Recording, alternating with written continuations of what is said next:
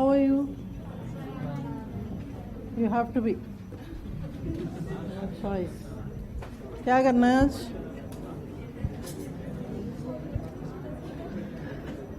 One beautiful question I'll take up today. I am really happy that students are coming up with grueling questions, which is taking more than the class preparation for me to come up with a frame of an answer. But our friend was asking, where are you? Our friend was asking, is it not really sufficient to go fact-wise? Many times we are going philosophically.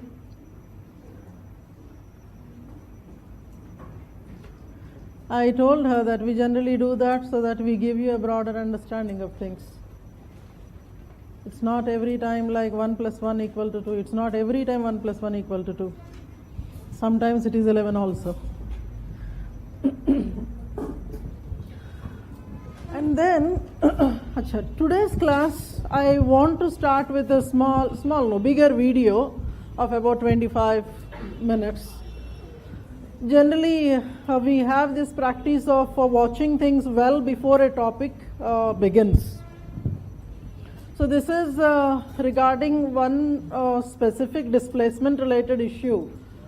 And especially from that video, I want you to take information on tribal education. What is the kind of, what are the recommendations that one can give to make a plan for tribal education? What could be the modalities that we should consider? So based on that, one video will be there. And then I will answer a question of one of your students which I really loved. Then I take you to the topics of impact of other religions on Indian or Hindu society.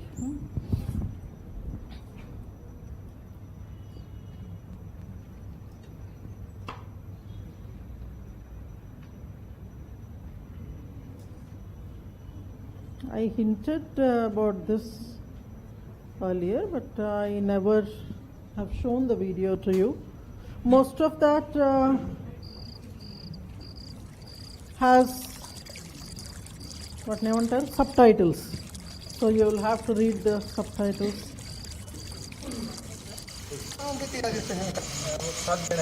You can see the one there, Jeevan Shala, School of Life.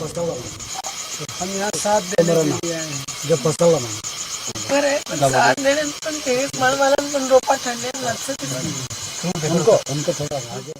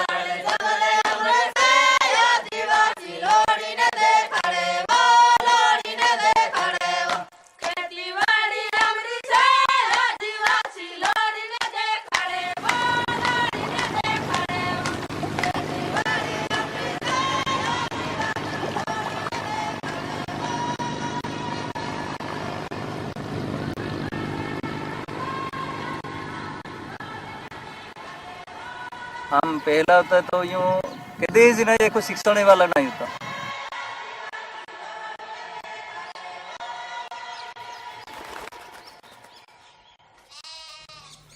You need not write, you just read. I hope that is visible to the last. सही देखना चाहेंगे तो आदिवासी के लिए विकास का कोई नहीं मिलेगा.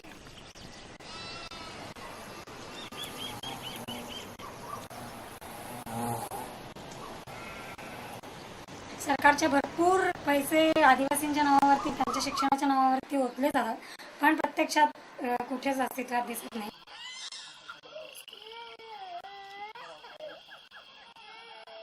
मेदता यावी म्हणजे ते कार्यकर्ते तुम्हासारखे आम्हासारखे हे हो गए निघते आपण बी की शिकावायचं हे ना आम्हाला बी म्हणून नागणं आपो तो पिढी गई पण पुयरा नागे शिकार होते हे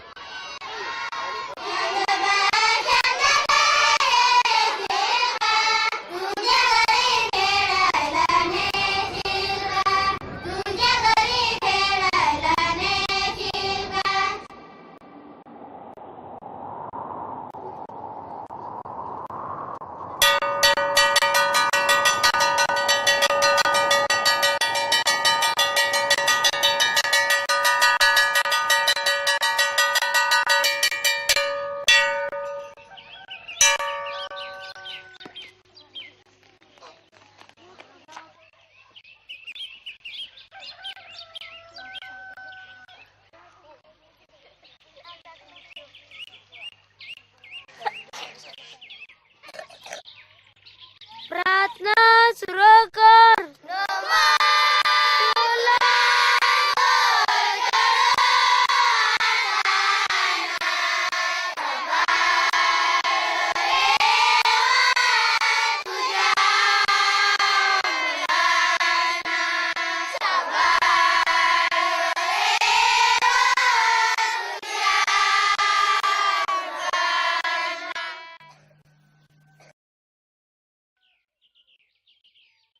फक्त कागलो पर चालाडी आहे साडो आमरा घाटी माय साडो सिरकारी साडो नियत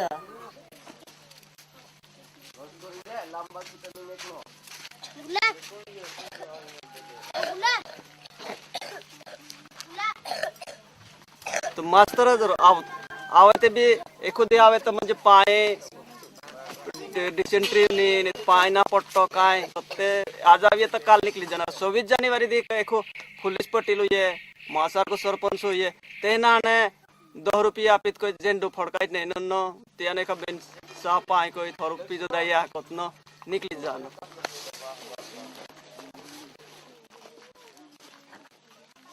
हम लोग को मीटिंग में बैठते थे तो बोले कि देखो ये अपना आंदोलन का पेपर में आ गया है कुछ पोठा आता था ना हमारा और कोई का भी तो पोठा देखते थे लेकिन क्या लिखा है तो हम लोगों को पता नहीं तो ज्यादा करके हम लोग सोचते थे कि देखो अपने भी पढ़े रहते तो पढ़ सकते थे वो सही बात बराबर लिखी लायक नहीं मालूम पड़ता था अब दूसरे पढ़ के बताते लेकिन वो सही पढ़ के बताया है कि गलत है वो भी समझ में नहीं आता था. आंदोलन एक मेदता गाँव प्रतिनिधि बहुत को ताकि आपो जब शहर में पालता थे भी गाँव पालता थे भी पूरे सिखाइए तो आंदोलन थोड़ा थोड़ा मुद्दत को गाँव के के वहाँ कोई थे सारा शुरू को नहीं कोई नहीं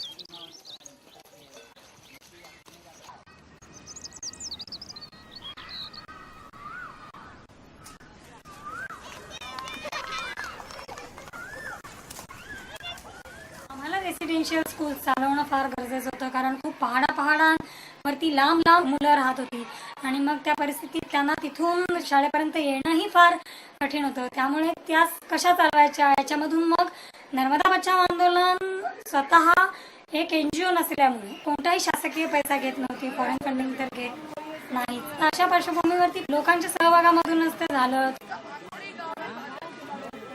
मेरा साथीदार 2-3 होते इनका साथ बात हुई कि इधर भी अपने स्कूल निकालेंगे तो अच्छे रहेंगे ये ऐसा करके हमने नक्की किया था. गांव वाला ने बुलाया मीटिंग लेके नहीं शुरू करना ने घर भी बना देना ने ऐसा पक्का ले लिया.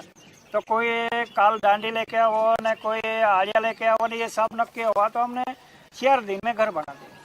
इसका बाद में अभी धनिया का शुरुआत करेंगे को तो धनिया हमने गांव में जितना देंगे इतना देना चाहिए सा नक्की हुआ तो इसके बाद में हमने सुरू कर लिया. जीवनशाळा जेव्हा आमच्या गावात 1992 साली आले तेव्हा माझे आई वडील तोडाणी होते.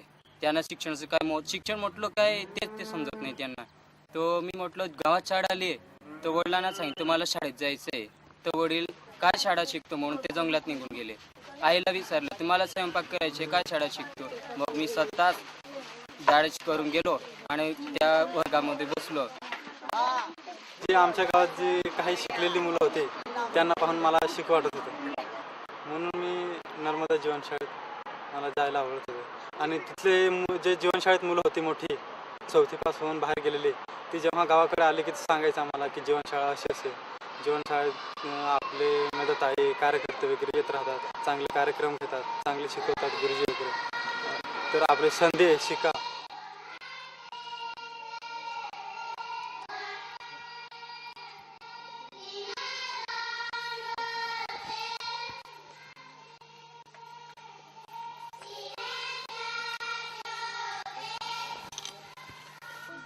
वेगवेगळ्या सरकारी शाळांमध्येच आम्ही पाठ्यक्रम वापर करतो, पण विद्यार्थी हा वेगळ्या पद्धतीने तयार व्हायला पाहिजे, जेणेकरून तो स्वतःच्या पायावर उभा राहून तो स्वतः जीवन पुढं जाऊन जगू शकेल आणि दुसऱ्यानेही मार्गदर्शन तो देऊ शकेल. यो कोडवा पुराई जायते फसी पेल्ली उलकोइजो हां फसी ये 3 उडी जायते फसी पेल्लो कोडवा कोइजो फसी 3 उडी जायते पेल्लो कोडवा खूप हाजा वाजोमा काटजो हा के अंदर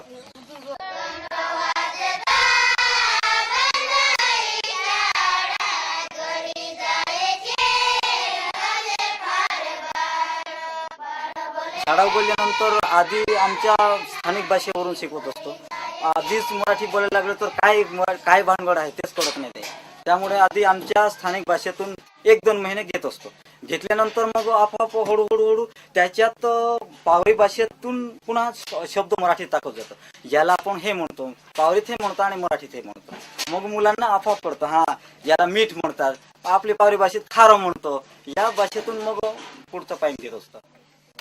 नंतर आपण काय करतला बरोबर, गुणाकार करतला की भागाकार करतला की वजाबाकी करतला की बेरीज करतला, आलं लक्षात? हा तर बघा 1 2 3 4 5 आपण 7 संख्या बनावं. संख्या बनावण्या 7 तर कोणता खडा नाखून पड हा घेऊ मग बघा बरं. शहरातलं जे शिक्षण पुस्तकात जे तयार केलेला आहे अभ्यासक्रम, तो अभ्यासक्रम विद्यार्थ्यांना सहज समजून देणं शक्य नसतं. पण तिथे प्रत्यक्ष त्या परिसरामध्ये चालणार आहे किंवा त्या परिसरामध्ये चालणार आहे तसं मग त्यांच्या अनुवाद करून मग त्या विद्यार्थ्यांना सांगावं लागतं की प्रत्यक्ष वीज असते तर वीज कसे बनते आणि ते कसे निर्माण होते आणि ते कसे पुरवले जातात, गाडी कसे असतात, लोक त्याच्यात कसे बसतात. झाड बनायचं म्हणजे झाडं काय छोट बनवते, एकदम फक्त कुत्र बनवते, एकदम बिराडी बनवतो.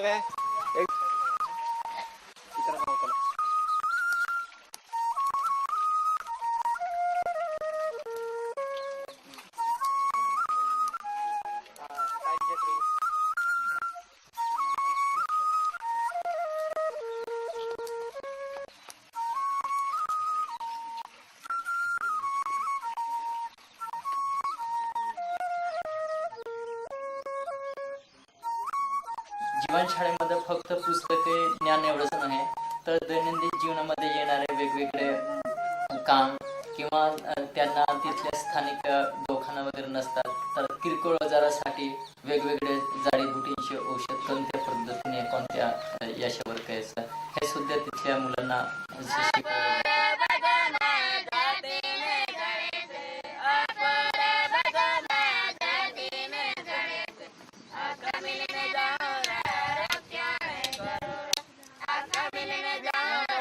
आम्हाला असं जंगलात वगैरे घेऊन जातो 13-12च्या दिवशी आम्ही सगळे वनस्पती सगळं करून देतो. असं मग काही आजार झाला, काय खोकला, काय कुठे लागलं मग आम्ही जंगलात जायचं, मग त्या झाडांचे औषध म्हणून उपयोग करायचा वेगवेगळे.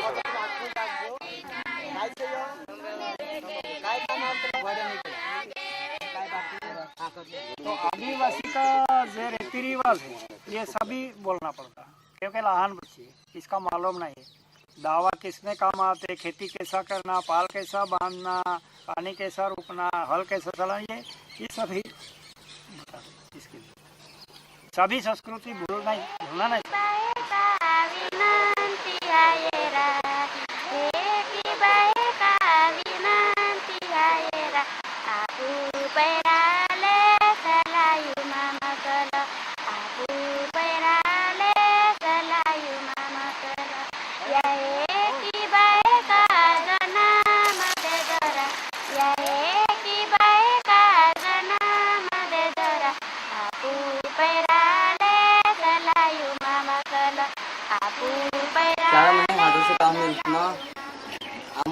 माने गावतना नाचना खेलना कबड्डी खो खो रमतना तीन रुपये पालित नामू एकदम मजा आसवात नो त्यात आमू जीवन शाळा आवडते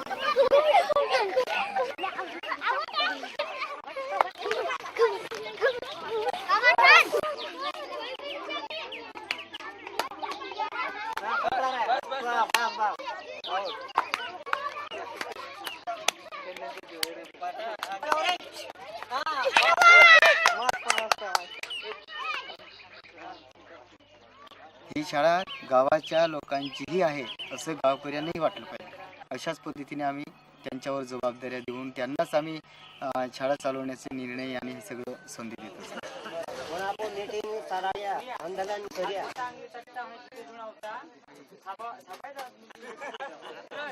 तो शाळा देखरेख कमिटी वाला आखा खबर आपे तीनो हादणार की आपो काय काम करून जुए शाळा करता काय मदत आपण जुए पोलो ना बस है सियो मानो कोई तले के जो इना गाव ना जो से बरोडो बस पुरे काय हालतम होय जो त्यांना रोते की ना रोते त्यांना जो आडी अडचण होय कोणी आडी अडचण होय ते आम्ही होयतो त्यांना गुरुजन विचारता गुरुजी जाता रोता करता की आम्ही पुराण पण विचारता ठीक है तुम कोई दो तुम कसं मी आवडते के अडचण आवला मग काय मी करते हमको ऐसा देखते हैं कि और जीवन सारा में अनाज फूटे कि नहीं फूटता कि छोकरा गुरुजी कैसा बनाते हैं ये देखता मच्छी कैसे रनती है ये देखता गुरुजी घर को चले जाता कि नहीं चले जाता ये देख रेख सब हमें देख रेख करता.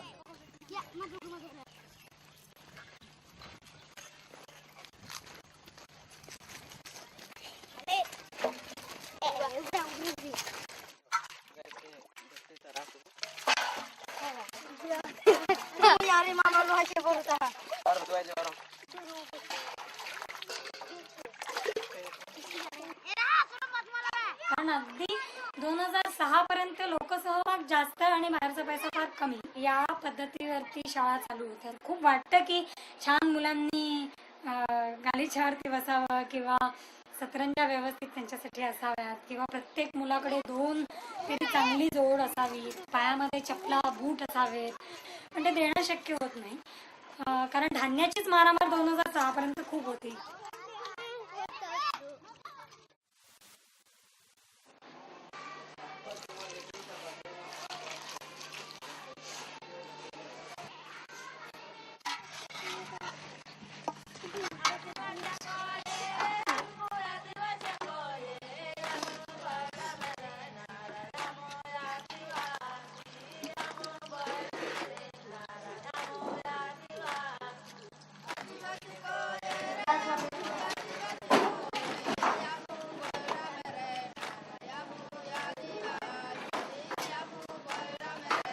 चौथीशी वार्षिक परीक्षा येते आणि ती वार्षिक परीक्षेसाठी सरकारकडून मान्यता मिळावी लागते. दरवर्षी आम्हाला ते 20 रुपयाची स्टॅम्प पेपरवरून ते परवानगी मिळते, पण ते सगळे समस्या फार हे करून घेतात. मग त्या ठिकाणी केंद्र प्रमुखकडे जा, तिथून मग तालुका मास्तरांकडे जा, शिक्षण अधिकाऱ्यांना भेटा, बीडीओना भेटा. तो ये क्या बोलते कि तुम्हारा स्कूल गैर कानून है, ये तुम बंद करो. तो हमने बोला कि गैर कानून कैसा, काय के लिए गैर कानून? हम तो जैसा तुम्हारा बच्चे सिखाते वैसे हम सिखा रही है, तो हमारा कैसा गैर कानून? नहीं तुम्हारा मंजूरी नहीं है, तुम्हारा रजिस्ट्रेशन नहीं, कुछ नहीं.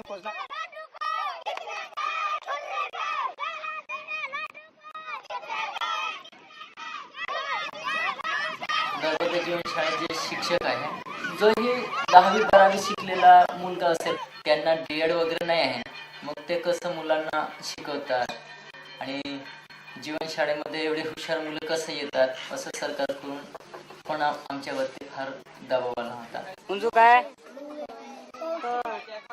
काय छे जुवार जुवारी काय काय आवतलं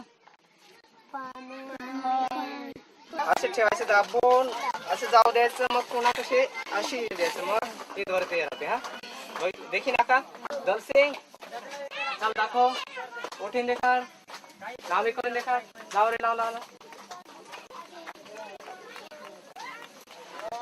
शाबास Amra mastre pagaran goros kanye. Amra mastre. Poi happen tini bi ape. Ranan ki poi happen tini bi ape. पर चाहे आमरा पूरी हम ही कार्य करे खाने ने ये गाठ राबड़ी खाई लेंगे पूरी खाई सोच मात्रे भी खाई लेंगे पूजा पूरी ही कावण्यात बरोबर आम्ही शिक्षक लागलो तेव्हापासून जी घरी कामे नाही केली ती कामे आम्ही इथं जास्त करत आलो. कुठेही वजन उचलणे मुलांना जास्त करून आम्ही नाही करायला लावत का मग त्यामुळे डोक्यावर पोता उचलून जाणे रात्रंदिवस पण फिरणे मुलांसाठी कधी कधी सर्पाच्या पायतळी गेलेलो आहे आम्ही असे हाल अपेष्टा करून सुद्धा आम्ही मुलांसाठी धावपळ केलेली आहे. कधी कधी मन असं पण होऊन जातं की आपण सेवा केली आता एवढ्यावर आपल्याला आपलं भविष्य नाही होणार आहे तर आपण हे सोडून द्यायला पाहिजे असंही वाटायला लागतं. पण अशाच वेळी किंवा माझे मने दुखलेले असताना मेधा पाटकर सारखे ताई येऊन जातात आमच्या मिटिंगला आणि त्यांचे जे विचार आचरण जे असतं ते ऐकलं की परत आमच्या मनात गांधीवादी सारखे नवीन विचार यायला लागतात. जीवनशाळेचा प्रत्येक शिक्षक हा केवळ शिक्षक न राहता तो एक कार्यकर्ता सुद्धा बनला. गावाशी संबंध ठेवणं आणि गावातल्या इतर समस्यांचा सुद्धा विचार करून लोकांना बांधून ठेवणं आणि लोकांना त्या समस्या सोडवताना मदत करणं आणि आपल्या शाळांसाठी लोकांचा उपयोग करून देणं या दोन्ही साठी ते फार उपयुक्त ठरले. आपण एक गीत बनवले के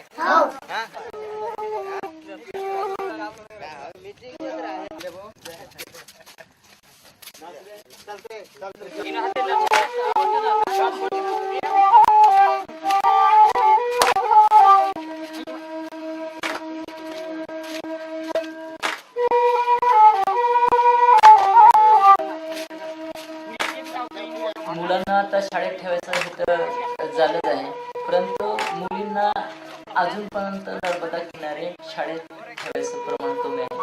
तर त्यासाठी आम्ही मुलींना शाळेत ठेवल्यानंतर किती फायदा आहे आणि प्रत्येक गावांमध्ये जाऊन मिटिंगा घेऊन आता मुलींना सुद्धा आता कमीत कमी 30% पर्यंत शाळेत ठेवायचं लोकांनी निर्णय घेतला आहे.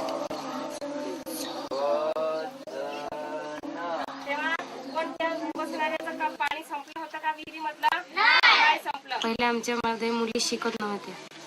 आता मला ठेवल्यानंतर लोकांना कळायला लागलं की मुलींना पण शिकवावं. जीवन छाडामा આપણી સૂરી આપુ ही કાઢતલા તે તા काय बी एक दी है આપણો काय बी और कोण है ते दी આપણી छुरी चू આપણો हाजो एक और है कहा एक जगह सोई कर दे है ते कहा काय काम है ती बीच छुरी बुल से होते है बाछा समजाळीन देखाड हो ती बी हाजर है आमरा मनो लागतर छुरी हिकणू जुए हाजो जुए આપણો आदिवासी छुरी बी हिकणू जुए जीवन छाडा मायजी.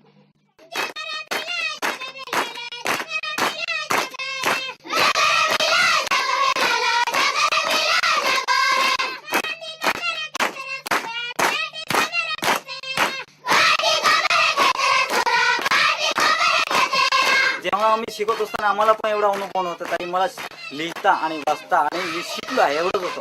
नाहीतर आमच्या गावात आणि मी स्वतः जगतो आहे तर माझे अधिकार काय काय आहेत गावात आणि पुढे कोणाला विचारून घ्यायचं आणि ते मिळून कसं घ्यायचे या संदर्भात मला पण माहिती नाही. नर्मदा मैया कौन से जंगल जमीन कौन से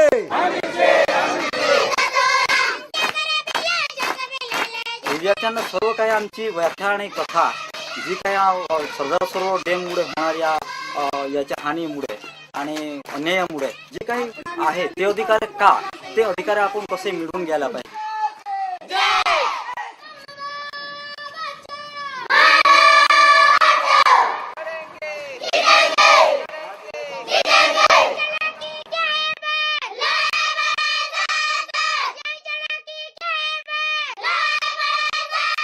सगळे गावागावाचे लोक देशभरातून सगळे कार्यकर्ते शाळेमध्ये यायचे भेट द्यायचे गाणे म्हणायचे याची एक फार मोठी मोलाची ताकद मुलांना मिळत गेली. बच्चे बच्चे लढेंगे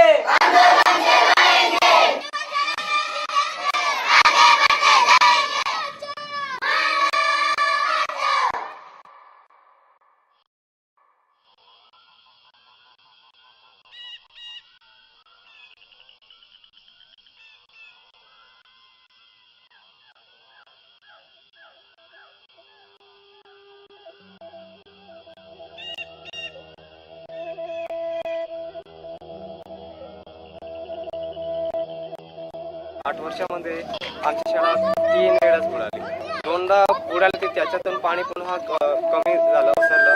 पण तिसऱ्यांदा जो पूर आला त्या पुराने मग सर्व शाळाचे दोन्ही घर वाहून गेले. त्याचे लाकडं सुद्धा बेचाने आमा शाळा बुडी गई नहीं था आमा पायम भी बरडो भी तो इन पायम रोने पड़े साथ साथ हिंदी कोई ना आमा था पुस्तक है मुझे तो बाद बुडी गई ना गाँव में दोबारी मौका नाश्ता बाद बुडी गई था आमा पास पायम टाकी देना.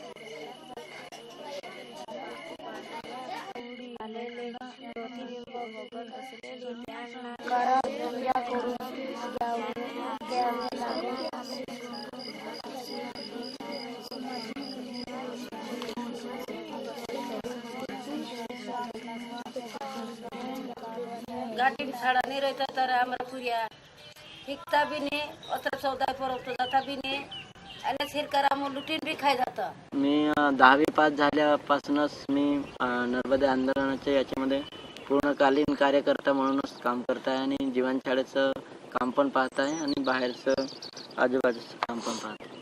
मला शिक्षण घेऊन पुढं शिक्षक बनायचे आहे.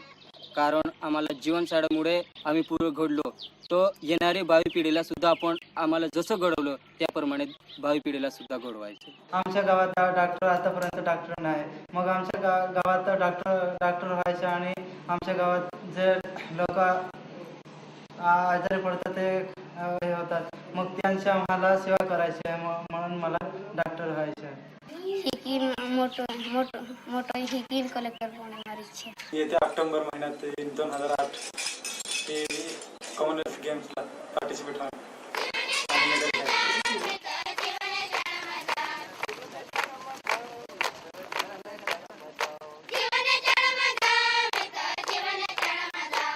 हमारा नियम हमारा गुरुजी हमारा बच्चे आगे जाके आगे वाले हमारा टेका वाले आगे देखेंगे और कमजोर तो नहीं पड़ने देंगे ऐसा हमारा विश्वास.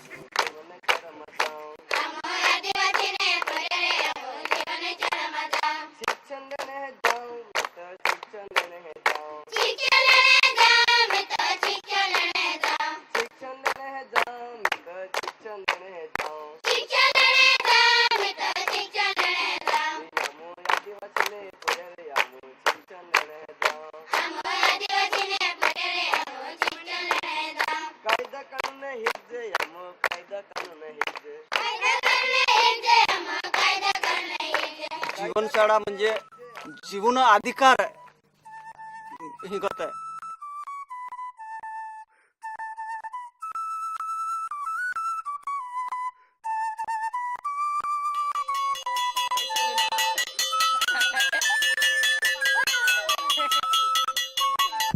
Currently, they have started giving recognition to these schools as well.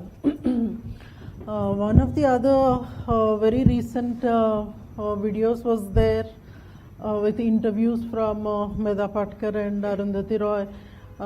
So big time discussions about the ground level problems, the controversies related to the dams that are involved and technical issues out there. That I will be sharing so that you get the other dimension. I love this presentation because it focuses on the children's life there. For most of the people out here who must have been convent educated people, for you that gives the other side of India. That suddenly it may send something like a shock in the mind and a chill in the spine that even now such kind of circumstances are existing. They do exist. It's only that God willing, if you are posted there and you will have to work with such kind of situations. Then you will realize that yes, people are there in such a stage also. But then once you have such kind of an idea, you will be better equipped to handle questions in the exam. See, ultimately that is the thing. I am once again trying to answer her question. When we try to do a little more than what is generally done in a conventional UPSC class, we do that so that you get a broader horizon of things. Second thing is, of course, I want the student to be more interested in continuing with the subject for a long time. So if I am telling you that for this question write these 2-3 points, you will not be needing more than maybe 25-30 days to finish your course. Now each topic on one day we can do, and then you would write the bullet points, then abracadabra, done, kind of a thing. There are two things here. One, the documentary was made by the NBA activists themselves, and hence you may notice a high level of one-sidedness. The controversies or the discussions related to what are the benefits of the dam, etc. What is it that government is trying to provide to the people by construction of all those series of dams on that particular river, kind of discussion is largely not there. Looking at this, people might question that because at one point of time it is mentioned in the documentary that government might loot, kind of statements are there. You anyway will not be writing those. If you are there on the receiving end, such kind of abuses would not naturally come. You'll have to understand based on what they are actually facing. Once again, we are coming back to that Y crossing. Where should I go? Suppose when I am writing an answer, where should I go? You look at the factual basis also, and then need of the project. For a long time that had been stranded at the issue of that height when we are speaking of that. Maybe, see, when they are making a big sacrifice of getting displaced, losing a lot of their survival, maybe the mainstream can compromise on reducing the height a bit. You cannot expect the entire sacrifice to be done by the others. See, when you are making such kind of statements, don't fear that examiner will butcher you. No. But whenever such statements are given, you try to see to it that, see, definitely no project or no such massive thing will have a totally one-sidedness. There will be some people who are supporting, some who would be opposing. Government from time to time would be appointing committees. When government is appointing a committee, by default you know the result of the committee. When government is appointing, you know the result. An opposite of the government's view is a rarity. If such a report comes, government will come up with another committee. So you have, from your examination perspective, you have series of committees that must have spoken in favor of the project, against the project. So suppose your heart lies with them, you try to bring all those arguments from the people who are opposing and say that, see, these are the things. Nevertheless, from the government's perspective, these are the counterpoints. You are writing your heart out, putting the entire blame on the people who have given the committee reports, and then you are not totally going against the government, but then you will have to write somewhere that people's informed choice is a must in deciding any such kind of developmental projects. See, if you are not taking the side of the so-called oppressed, you writing an anthropology answer is meaningless. But see to it that the kind of words that you are using in your answer are not actually anti-constitutional kind of things. You still have a right to write. So within the boundaries of the Constitution, you execute your right to speech. Am I clear to you, sir?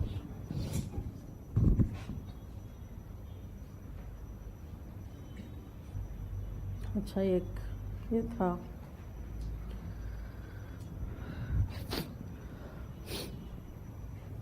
इनका नाम है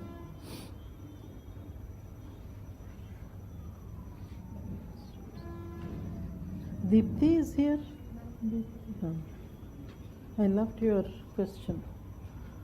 Myself and my husband, we were discussing for a long time about this. I'll have to share this very personal thing with you. We have hardly anything personal to discuss with each other. Whatever personal that had to happen ended with marriage. And after that, any public good or public bad, so if at all I want him to talk to me or I have to talk to him, it is things like this that give us opportunity to sit and talk for a couple of minutes. So I really thank the students who put questions of this kind, so that we as a family can come together and answer yours. No? There is. अच्छा लगता है, when both of you sit and talk. People don't understand what's happening actually. Most of the time our house is so very silent. My brother, when he walks into the house, he says, I feel as if I'm entering a school. Everybody is busy studying. Even the little fellow is studying, you're studying, he's studying. It's only that maids are not studying, but all of you are actually sitting and studying, kind of thing. अच्छा, ये मैं पढ़ूंगी. I love this whole thing. I must have read this about 20 times before I sat to answer this question. Isn't it disappointing that people are following pseudo-religion in their utmost consciousness, because of which we see communal riots, terrorism in the name of religion, which kill many innocent people? How can we make at least one among them believe that theirs is a false consciousness? And how is it possible to make them believe that an eye for an eye makes the world blind? Is there any such way to erase the us and them kind of an attitude, especially among the extreme religious groups? Did you understand the question? Achha, I'll ask two questions there. Was pan-Islamic terrorism in your mind when you were writing that? Okay. On that, I have to say that Islamic groups are not the only terroristic groups. There are many more. So you'll have to broaden your mind. Say that, see, it's not so simply Islam. There are certain other groups also. But branding has happened in that way. Then the copyright is given to them. The question, I read out the vital lines once again, if at all you had missed out. The question is that, the opinion is that there is people using pseudo-religion. In the name of religion, you are killing people, innocent ones, etc. There is a false consciousness in them. We will have to make an attempt to make them believe that their consciousness is wrong, and you should try to see to it that the barrier of us and them be eliminated. Forget about whether it is pan-Islamic or otherwise. Wherever such strife is going on, wherever such violence is there, is religion the only reason for all that kind of violence? There could be several others, such as economic, lack of education, politicizing, vested interests of somebody, maybe Western, maybe Eastern, wherever. When two people are fighting, there's a third fellow who wants the fight to go on. I love that. When two people are fighting, you see that very glaringly in Africa. Elsewhere, this is the human tendency. In African ethnic struggle, it is all the more evident, very openly, nakedly. When two people are fighting, the third fellow will come and add oil to the fire. He would either provide manpower, he would provide weapons or whatever elsewhere. Somebody else is also doing that. I don't want to talk about that. So religion is not the only reason for the kind of situations that we are seeing. And see, when somebody is getting into a violent act, I'm trying to focus on the later half of her question, that how is it possible to reduce the us and them gap? But see, I would want to use this as an opportunity to boast of our own culture. We live in a pluralistic society, multicultural society. Pluralistic society, multiculturalism is a desirable one. See, these are the kind of words that must have occurred in your essay paper many times. Pluralism gives us an opportunity to discuss things, to see how various ideologies are functioning. Maybe you would try to identify which may be a better one, and you try to discuss, logically bring out some kind of solution, some kind of conclusions.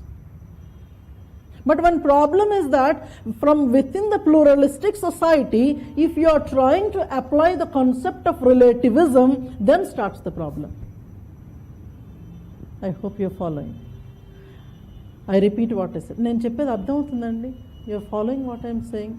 Otherwise, I'll keep the question aside. We will talk over lunch today, and then we will wind up between ourselves. Generally, I would want to pick up these questions to the public forum, so that the same question must have been there in several other minds, or maybe this question may trigger certain series of ideas in the other minds. So I try to cut it short, try to brief it as much as possible.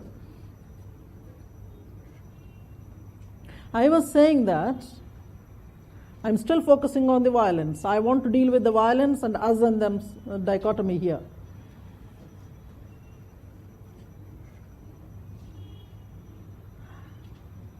See, it's something like this. I said that religion is not the only one, there are several others. But religion emerges as a very observable, very apparent reason for any kind of such disturbance. So under the garb of religion, everything else gets covered.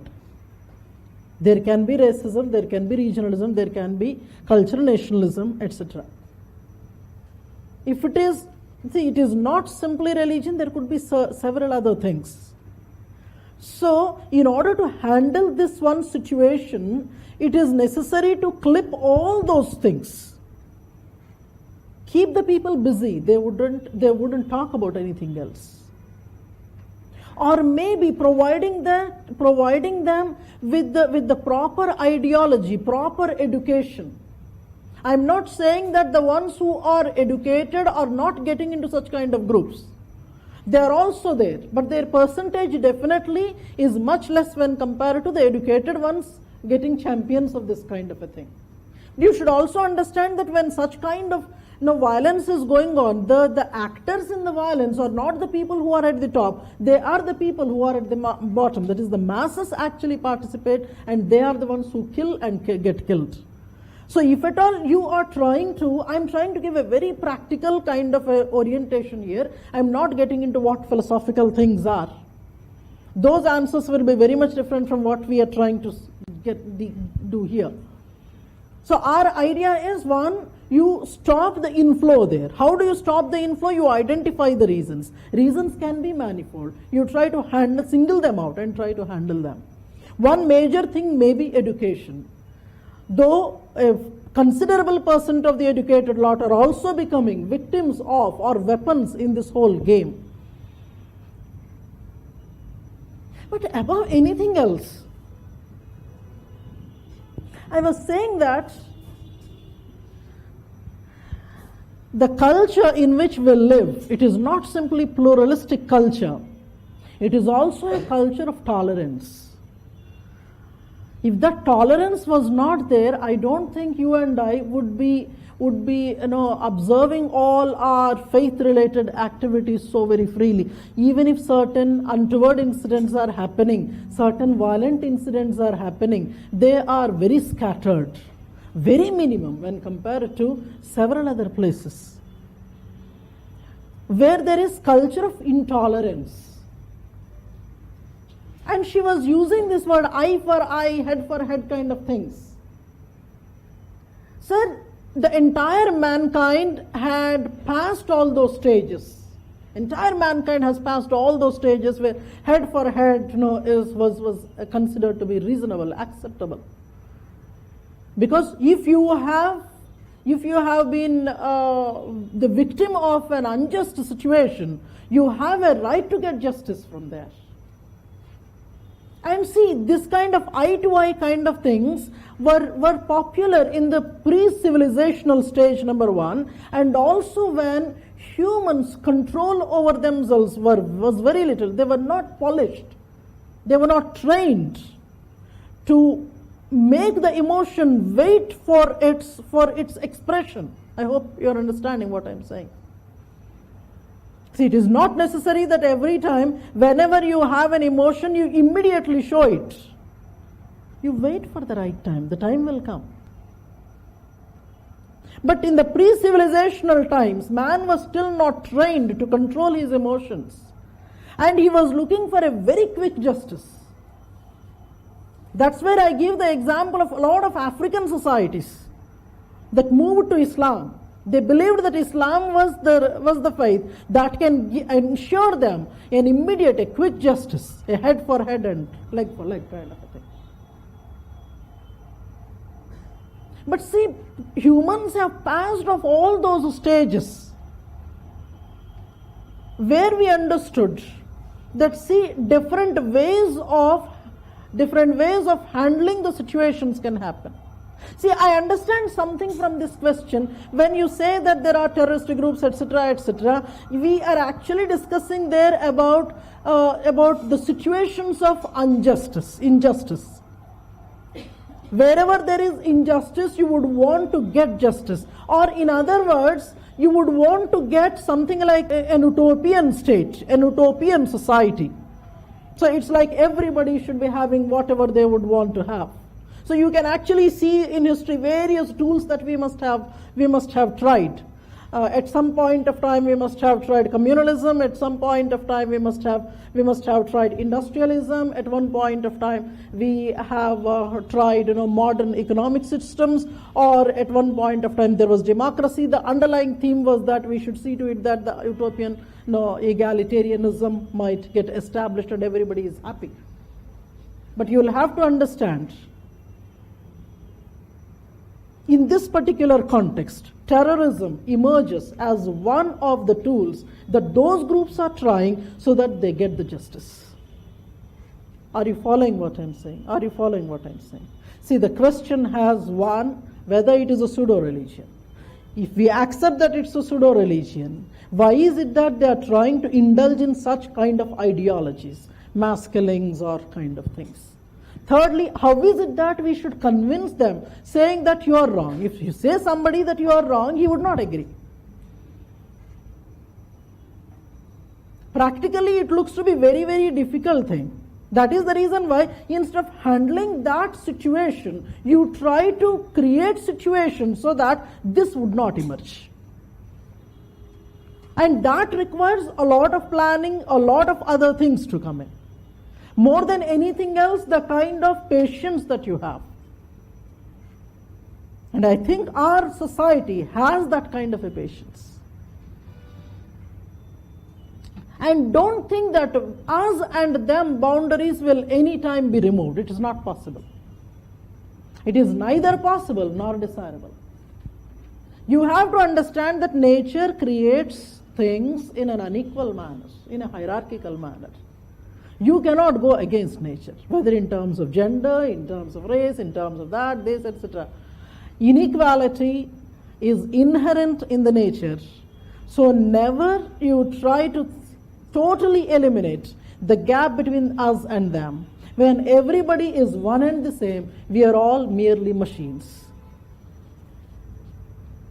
There should be some kind of a difference, but then the difference shall not take us to a level of eliminating one another. Anything you want to say? At an administrative, practical level, try to handle whether that is economics, whether that is political, whether that is this. So you identify, point out what are the problems for this particular group to emerge or this kind of a situation to emerge. You try to handle them, ensure them, love them, take them close to you. Winning them is much more important. Secondly, you will have to understand that needs of the people are different, approaches of the people are different, and based on the situation, you will have to try to bring solutions that can reduce the inflow into that particular. So it is not religion alone, that you will have to understand. Keep the man busy, he will forget God. As long as you have no job, you remember God. Every minute, every second, God, give me this, give me this. The moment He gives you a job, you'll forget Him. That may be the reason why God wants to give you problems. Only when you have a problem, you remember Him. Sufficient hours of remembering Him will make Him that, okay, now fine, I got enough of quota from you, you go and get busy with your life. Sir, I'm waiting. Talk. You said initially the people in the earlier society were not having patience to wait for the justice to happen. So in Gujarat, whatever happened during Godra years, so that was, the kind of revenge they were trying to take from without knowing what are the circumstances happened. Do you think we are in a civilized society, or we are still stuck in the simple societies of getting justice? Maybe from an anthropological perspective, that's a survival of the past.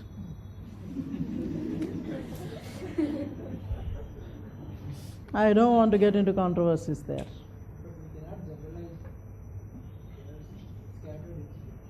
Scattered incidents. One thing cannot make you uncivilized. How many civilized things you are doing every day? This must have come in a very big thing. So the mob moved in a particular direction. And what made the mob move in that direction, that has to be focused. Not simply the visible behavior of the mob. That is only an outward manifestation of something that was happening in the back of the mind. So you will have to handle that thing, not this. What got publicity was the mob. Can I move? Was the question of any use to you? Was the question of any use to you? Don't look at her, she won't mind. And was the answer of any convincing thing to you? I won't mind. No? Ji. Identity crisis. What's the role of identity crisis in this religion or region or nationality? Is this violence all because of identity crisis? Could be one. Could be one. When I'm singling out, for example, Telangana movement, I also come from Osmania University. For a long time, I was an ABVP activist in the college. And people wanted me to come back when the whole struggle was going on. Our juniors were actually asking us to be a part of the whole thing. But somehow अभी बड़े हो गए, शादी वादी हो गया, तो अभी क्या झंडे वंडे उठा के जाएंगे, तो I thought, ठीक है. So identity is one major thing there. But there could be several others also. Sometimes for the identity's sake, you would be ready to lose most of the things. So here in this particular regionalism, it is mostly that identity people were looking for. Economics and all were there. So everything comes in a combination, no single reason actually. Generally, you are happy for several reasons, not one. You are unhappy for several reasons. So you will have to grade those reasons. What makes you the most unhappy one?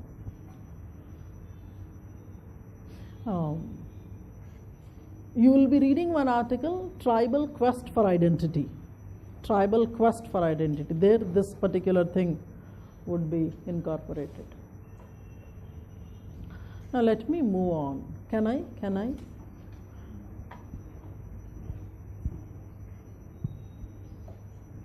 I was saying that we will be dealing with the impact of other religions on Indian society.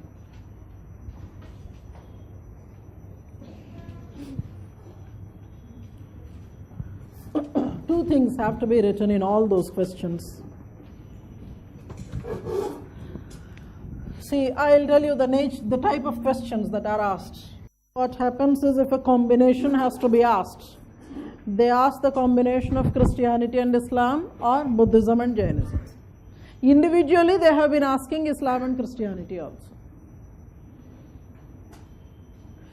I think only on one occasion in the last about 6 to 7 years, there was a big question incorporating all those religions. Examine the impact of Buddhism, Jainism, Islam, Christianity on Indian society. Your answer, that is the space provided there, will not be sufficient, and neither will you be able to give a convincing answer. So such kind of questions you're not supposed to answer. Pick up questions if they are either individually given or in a combination. By now you should be able to understand that when two entities are given in a single question, you will have to relate them.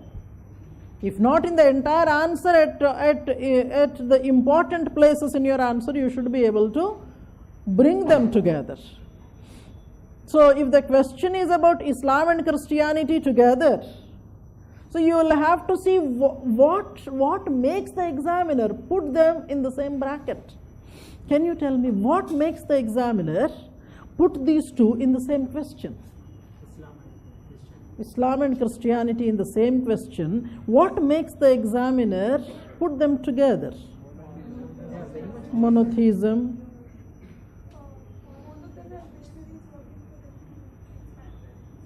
Both దీన్ని గుర్తుపెట్టుకోండి, మళ్ళీ మాట్లాడదాం దీని గురించి. ఇంకా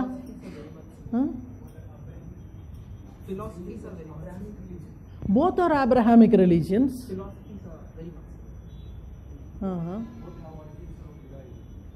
Both have the common origins rather. Okay. And anything else?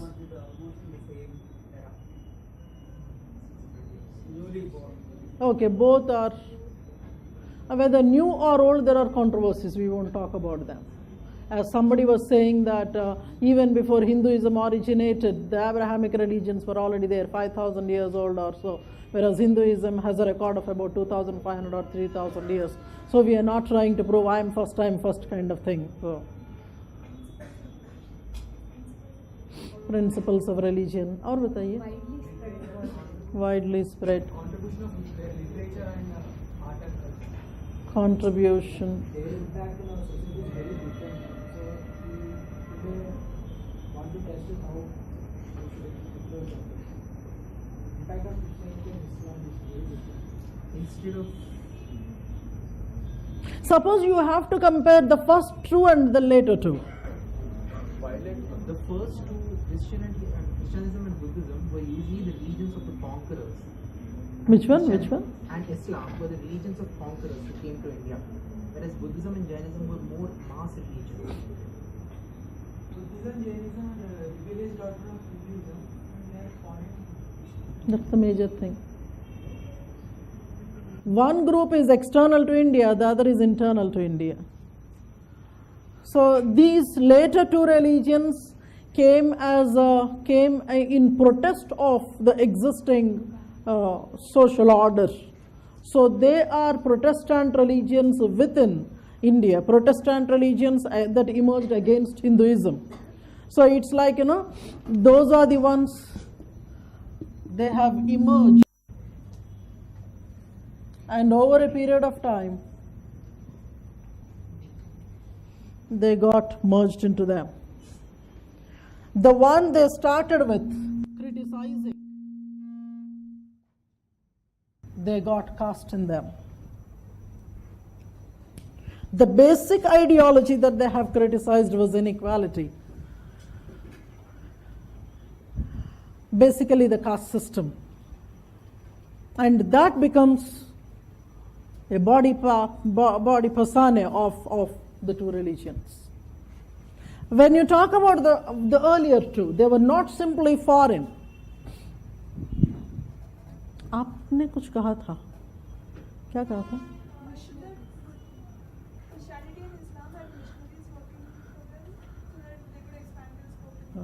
This is one very far from truth statement.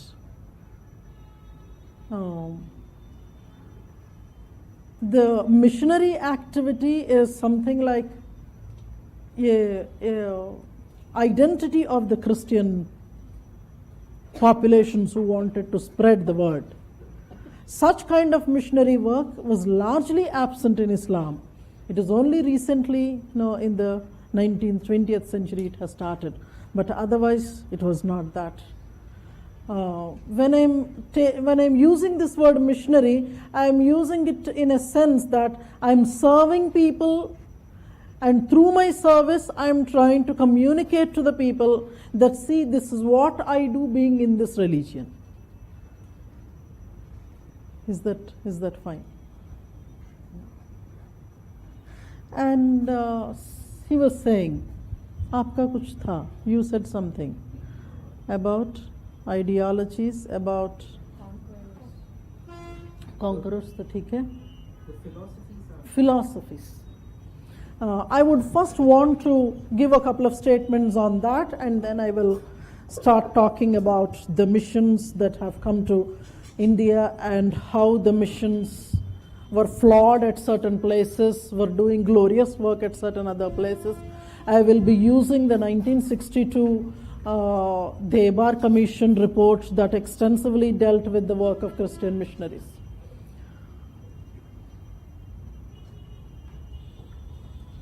You can think over this statement that I'm going to say. People generally believe, we hear this statement most often, that all religions are one and the same. If all religions are one and the same, why is it that you fight? If we look at the reality, all the different faiths are only superficially one and the same. But if you go deep into them, there is so much of a difference. They are not comparable to one another. I am very happy to announce to you today that I have finished my 9th chapter of Rig Veda. I have started reading this 3 months ago because I wanted to have that first-hand feel of Rig Veda. So I am going to enter the 10th chapter now, the 10th mandala.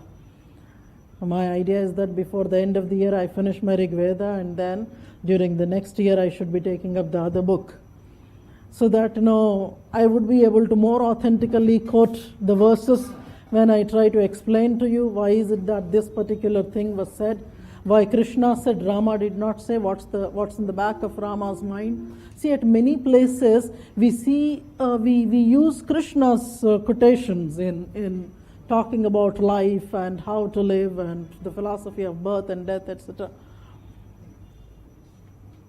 Krishna was not a regular ruler. He was not a regular ruler. He was doing several things simultaneously. So most of the time he used to do the talking.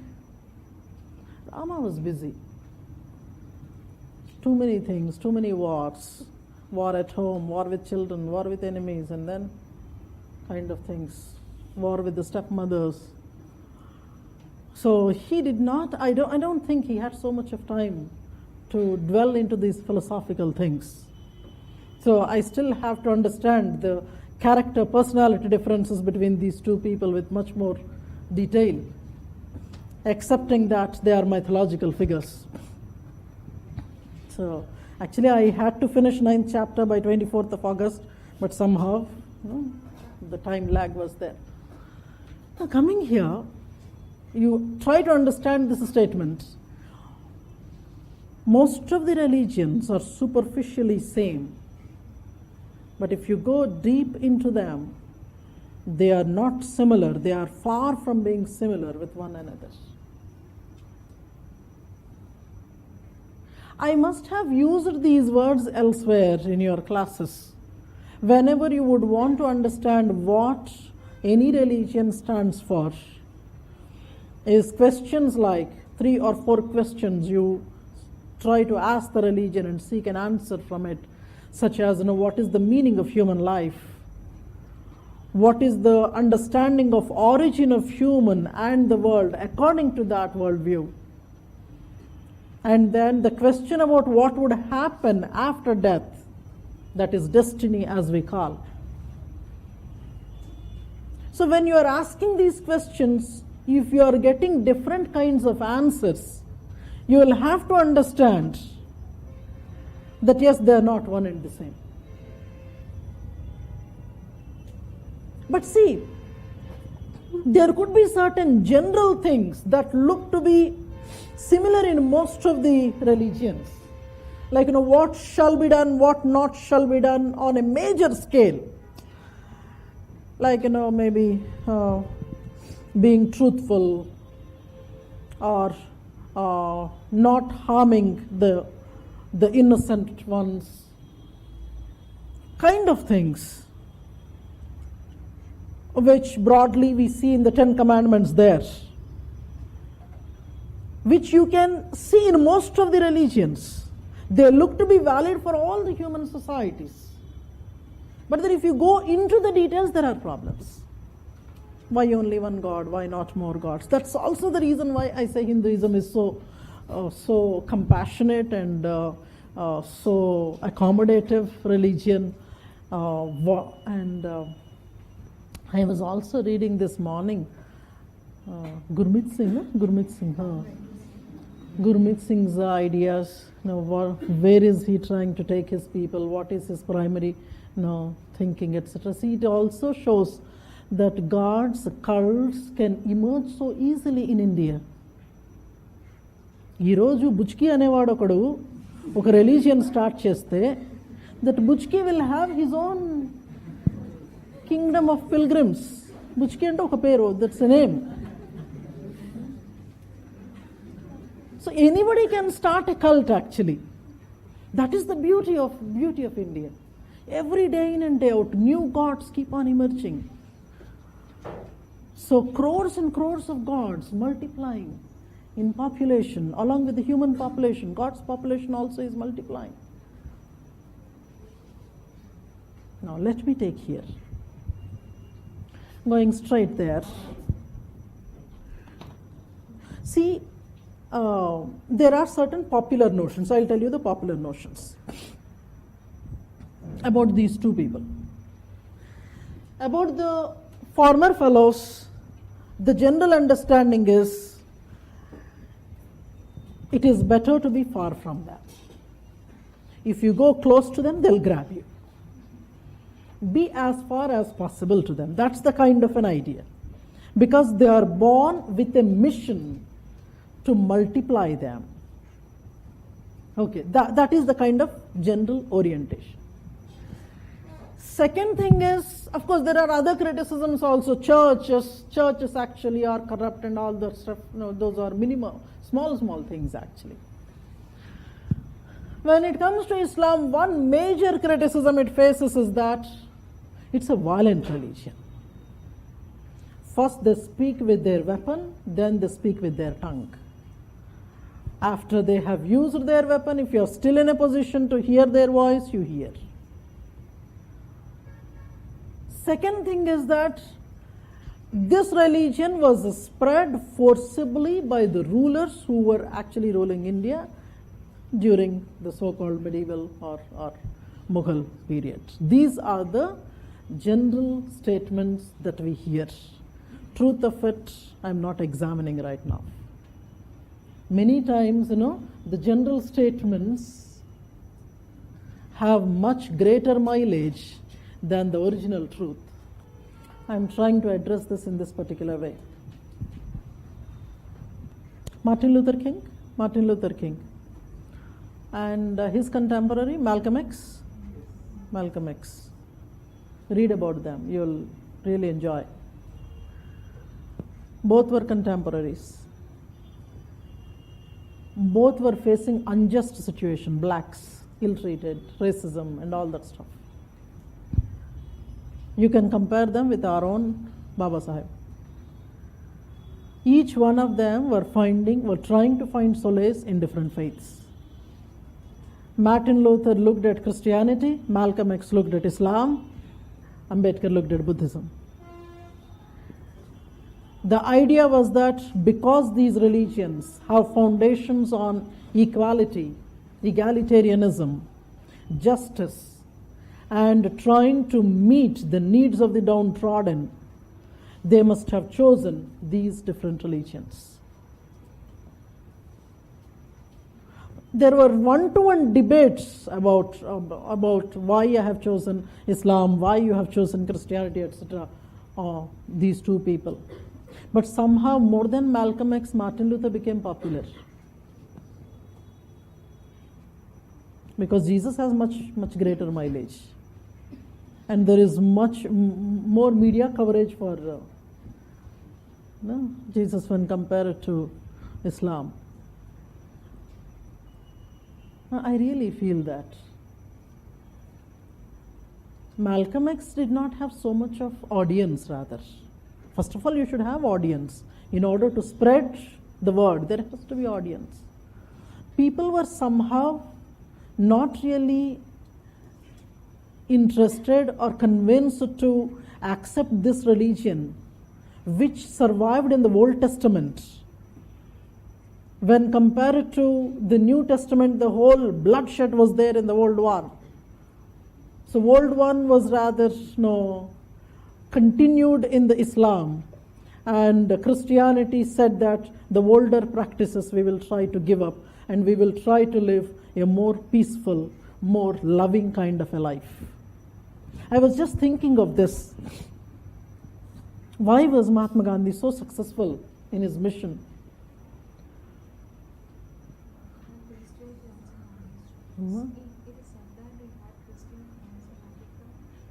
Christian fans in Africa, okay. Friends in Africa. It's the concept of civil disobedience. Both Mahatma Gandhi and Luther King used it. Forget about Luther King. Why was Mahatma Gandhi successful?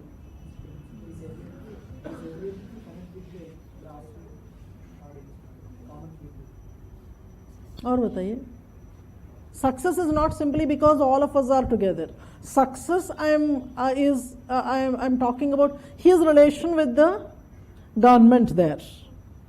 How was it possible for him to win over the situations? How was it possible to win over the situations? Gandhi did not resist to break the original system which was present, because he was also a part of the Varna system. He did not want to break it. So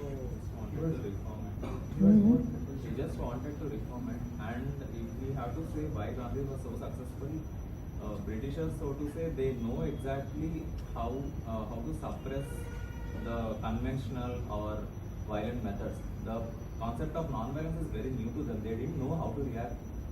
Or maybe because they were the people who believed in equality, or they were the people who were not really into the oppression mode. Chappan.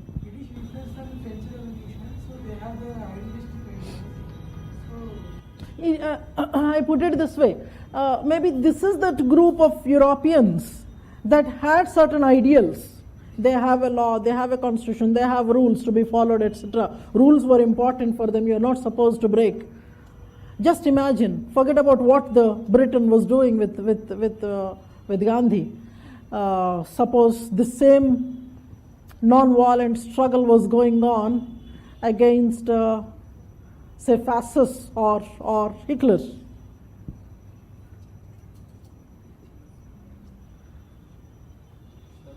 Or maybe Arabians.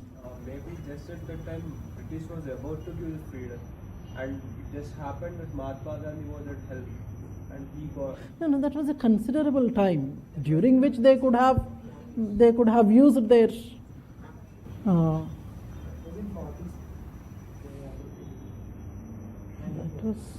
You answer this particular question of mine. because like Vipin Chandra writes that though the British, we say that they have oppressed us, and yes, they used oppressive policy, but whatever, they followed rule of law always. So that gave us a kind of liberty to work around it. That's what I was saying. They were rule-bound people. It's not that, if somebody is disturbing me, I would shoot them in their head. That they would not do. They would take time. So, though we try to give so many narrations, these are the people who were hanged, etc., kind of things, I don't think they are also massive in numbers. But the kind of personality with which they come, it is here I am trying to bring you to that question of Christianity. People have sent missions from different countries. I am not speaking of Thomas, who had come during the life of the Christ. After that, in the modern times, when in the 16th century, etc., when several European powers were coming to India, one of the earliest missions was from Portuguese. So if at all we compare the personalities of these missions, we see that the earliest missions were rather impatient. Meaning they were trying to thrust things. They wanted quick results. If you have to answer to the God how many numbers you have enrolled, I should have a quick list. So every weekend an upgrade has to be given to him. So this week I have added this numbers, kind of. So Portuguese were proper marketing people, suppressing and then thrusting the ideology on the places where they were ruling. They were very much different from the other missions, such as the French missions and the British missions, which took a lot of time, which were actually using certain mechanisms that were not simply non-violent. These were the mechanisms to bring awareness in the masses about what's happening actually world over. And it is getting into the problem situations, the agonies of the people, whether you call them health situations or any kind of such problems, going deep into the problems of the people and trying to address them, help them out. So it is like in a service. These are the kind of words that we come across, such as evangelization and proselytization. So that's where it happens. They come with a mission mode. Their idea was that I would serve you and then. So that is where is the difference. I would try to give a series of missions to you here. That's the very first popular name. Pronunciation, I leave it to you. Some of you must be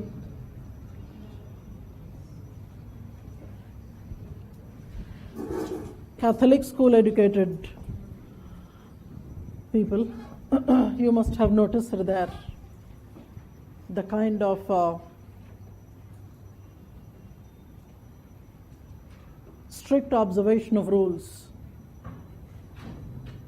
when compared to several others, like unorthodox Protestants.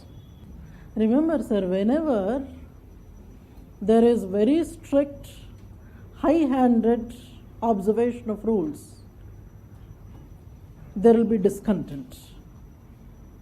One can actually compare the highly orthodox Brahmanism, Jews, or Orthodox Catholics, early Orthodox Protestants. All of them, they belong to one bunch. All of them feed on priesthood. You see so much of comparison there. If you look at the Jewish life and then a Brahmanical life, all the rituals and then the kind of distinction they make between the higher and the lower ones. So we see the caste-like thing existing there, whether we call them caste or class or race, whatever. But then there's a clear-cut demarcation, the priestly class that has the highest authority there. All of them, they belong to one particular group. So here I have also already indicated that within Christianity there are so many variants. I am preparing you for a question such as caste outside Hinduism. So when these variants are occurring there, these levels are occurring in those religions, it means that there is a possibility that these classes may, through mechanisms of ascriptiveness and endogamy, may emerge as caste-like institutions. You remember the definition. Class, when restricts the entry, when becomes endogamous, when it becomes ascriptive from achievement orientedness, class would become a caste. So in the Christianity, so it is not one variant, there are multiple varieties there. Each one of them tries to say that they are the real ones. That's the confusion there. We don't see such kind of a tendency in Hinduism. We have so many varieties. And we believe that all of them are real. We move with one strong belief that there are different ways to reach the Supreme. The very typical early Vedic belief is that the truth may be one, but to reach that truth, you have several routes. So in Hinduism, you believe in one Supreme God, but to reach that one Supreme God, there can be different ways.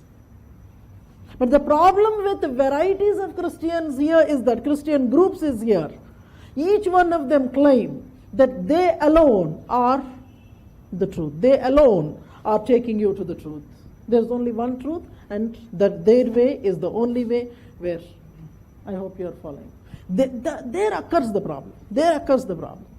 When you recognize that, okay, even if there is only one single truth, there can be different routes, you at least are convinced. Hinduism is so very liberal. The truth is one, but truth may exhibit itself in different forms. Truth is one, but it would exhibit itself in different forms. That's why we have pantheon of gods. Truth may manifest in different forms, and in order to attain that one single truth, you may actually take all these different routes. Are you following what I'm saying? So you understand that not all religions are one and the same. There is a difference in what they believe is the ultimate truth and what is the route to achieve that particular one. Religions, all of them are superficially same when it comes to certain things such as the commandments that are valid across the world. But when you go into the details, there is relativism.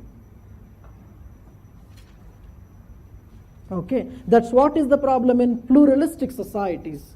When you would want to have one single law that can be applicable to all the religious groups, it looks to be difficult to have, because all of you try to claim that your route, your way is the right way, and then you're not ready to compromise, you're not ready to work out a via media. Am I clear to you?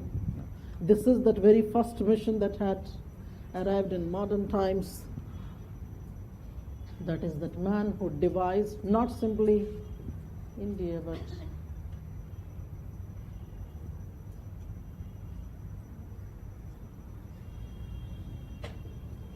this is a statement from Rig Veda, the first one there.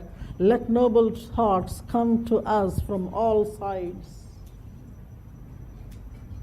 That is the beauty of Hinduism. We are ready to accept noble thoughts from anywhere, from whichever source. That is the reason why we were accommodating whoever was coming. Rarely are we stopping people from propagating. So just try to count how many such religion-based channels are there. Early morning if you switch on the television and see. Tens of them. Casually stop at one and try to listen to what he or she is saying. Change the channel to something else from some other faith. You see the same thing being said there. It's only that the scriptural differences might be existing. Whatever is going on early in the morning is the superficial religious talk. which tries to show that all of us are one and the same. You will have to understand that each one of us, if we are same, why is it that we fight? This is what I was saying. There was an early cordiality, early cordiality in the missions, but over a period of time, things started to change. So look at this. I'm trying to point out some of the major missions. The first phase was the Portuguese mission. That was very strict. It was aiming at not simply political rule, but wherever political rule was there, they wanted to have their religion also. Somehow that is where the British differed. When initially they said that we have come here to do business, let us mind our own business, not get into their personal lives. So much so that they banned their own missionaries from entering the colonial regions. But of course the missionaries tried to do their bit by secretly entering. I don't know whether I have mentioned this to you. One of my class fellows, a girl from China, she was writing this the other day. I mean, about 2-3 months ago. How secretly the Christian groups are working there. So in the mid of the night, they get assembled at the shipyards, and then they illegally import the Bibles. And then under the garb of the night, they try to send it to different corners of the country. All that happening in a secrecy, in absolute secrecy. And she was listing out several people, several friends of her who were actually into this kind of a work, who were actually point blank killed once they have found doing this kind of a work. So things are happening even today. It's not that in the British time people were trying to come secretly to India kind of things. She was writing this note comparing the kind of freedom that India offers. Whatever you want, you can actually say out and get away from it. Many times you say and you don't take the responsibility of what you have said. If the other day if Swami had said something and people were killing, his people were like wild dogs trying to attack the rest of the population. He was not taking that responsibility.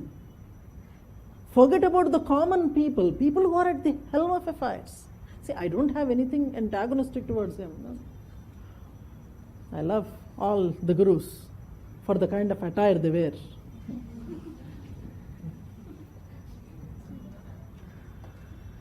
Just imagine one fine day we have a ramp walk of all this, no?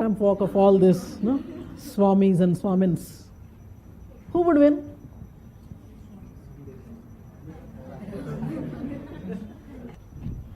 So I was writing there. Vidyarthi was mentioning this. In the early missions of Portuguese, etc., there was that moral superiority, or in our own language we call it ethnocentrism, and trying to give rise to feeling of inferiority among the locals, including the tribals. So you try to present your religion as if this is the most evolved one, most superior one. So we can see the imagery of classical evolutionism in them.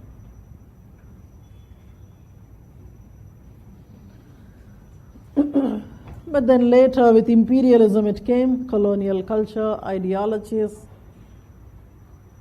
How long can the rulers stop when the rest of their community wants to spread the word?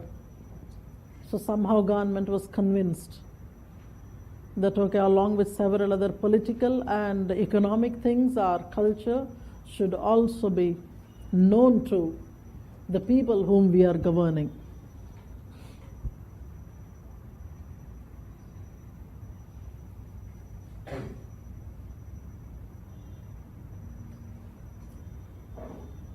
In all probability, today I'll be posting one PDF about Islam that runs into about 18 pages or so, which is actually an extract from a book called Modernization of Indian Tradition, Yoginder Singh. I want you to read the document. What are the characteristics of Islam and how it has influenced Indian society? Because somehow impact of Christianity on Indian society, people have written reams of information. Proper anthropological note on Islamization of India, we don't have much source. So I depend on Yoginder Singh. When I'm saying that proper anthropological account, it means that you should be able to use the theoretical foundations also.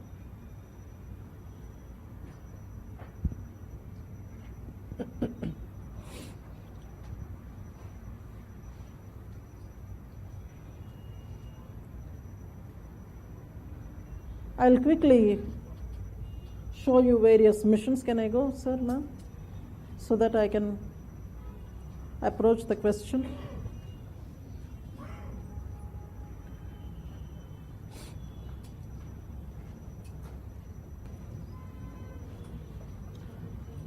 It was believed that the early fellows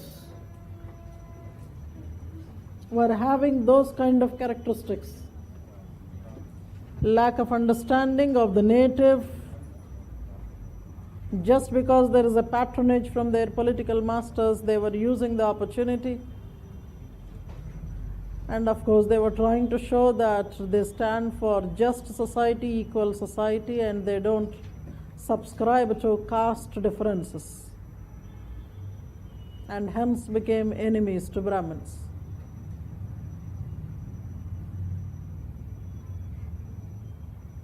You can recall the new hierarchy of Varna that they gave rise to. Westernization had given rise to new hierarchy of Varnas.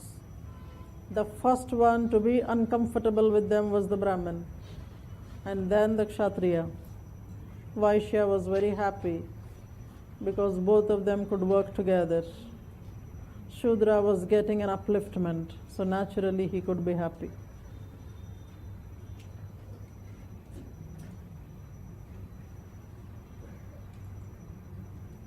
We are trying to bring to you both positive and negative. The Devar Commission of 1962 was especially commenting on the missionary work. It was talking about the service that was rendered by the missionaries, especially in the two fields. One was education, the other was health. And it tried to provide accounts from the most difficult terrains. The commission wrote at a place that, see, the kind of circumstances, the kind of heights they had to reach, the altitudes they had to reach, and the difficult terrains. And in such terrains, they were trying to conduct surgical procedures at a place where there are no minimum facilities, and trying to provide all that, even when there are no proper infrastructure, there was no proper transport available. They were narrating instances where the medical personnel or the missionaries here were trying to travel on the back of their horses, taking the loads of those medicines so that they can serve people in the deep regions of the tribals. This is what was written by the 1962 Devar Commission. Extending on that, I'm taking many of these statements from the commission itself.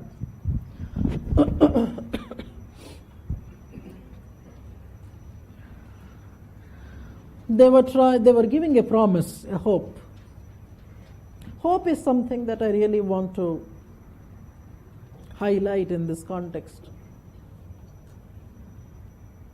The missionaries were trying to provide a hope that if they are followed, the dehumanizing conditions can be eliminated. Believing that, many lower castes must have moved in. But you have to understand here there are different sources.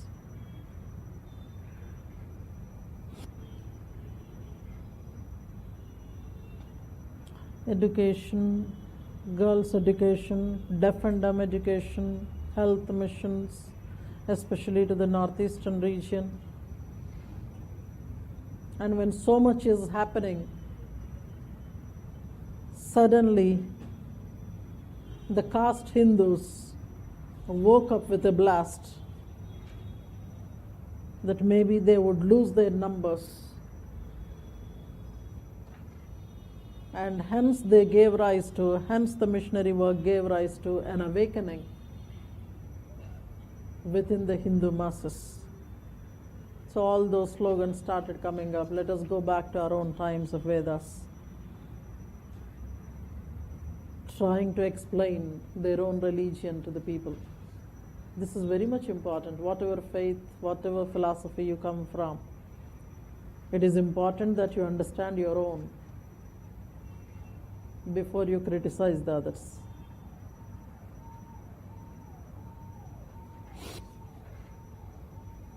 Currently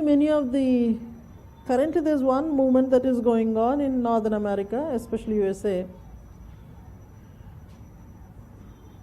A theist movement is going on. These people report against any kind of religious education being given in the schools. And their effort is to stop any kind of religious education in the schools. Because by constitution it has to be a secular state. In a secular state there shall not be propagation of the religion, especially in the schools, etc. So that has to be stopped. That's where is the debate coming up there. If at all you are eliminating the religious education, how is it that you introduce moral and ethical aspects to the children?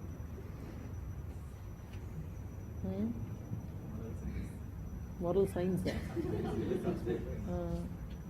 How immoral it was.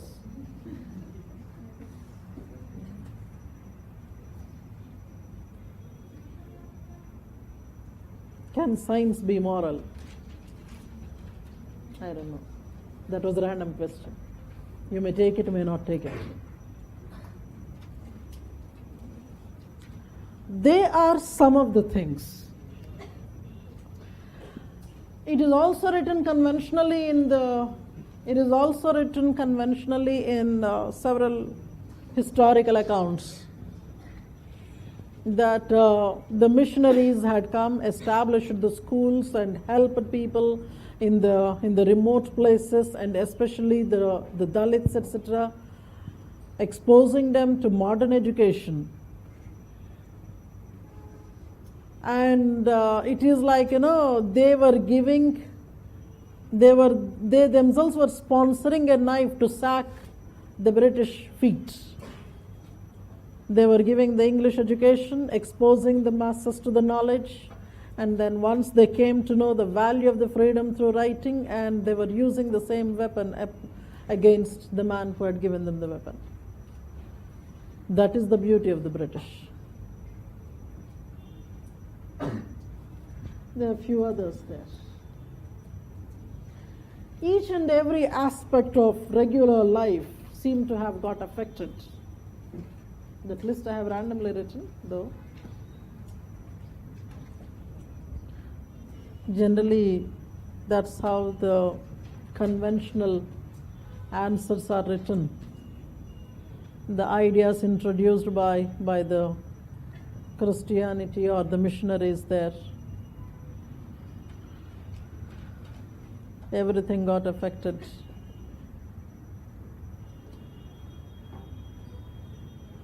You look at the tribal societies, marital systems changed from polygamy to monogamy, parallel to from polytheism to monotheism. A strong belief that there has to be only one God and one wife.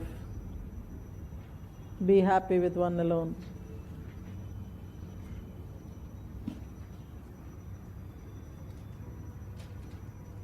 Morality is a difficult thing, both to talk and to follow.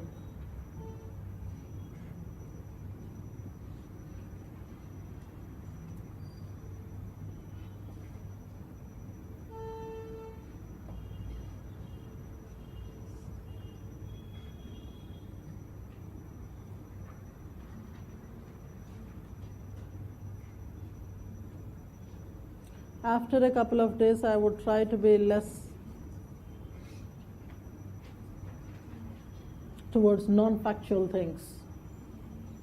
Once I do with religion, I would be going into racism, etc. There also, of course, there are ideological things, but we would rather restrict ourselves to categorizations, arguments about why race, classification kind of things. So handle me with care for the next couple of days, and then it's like, right from the first day we say this, just finish this, then you'll be, kind of.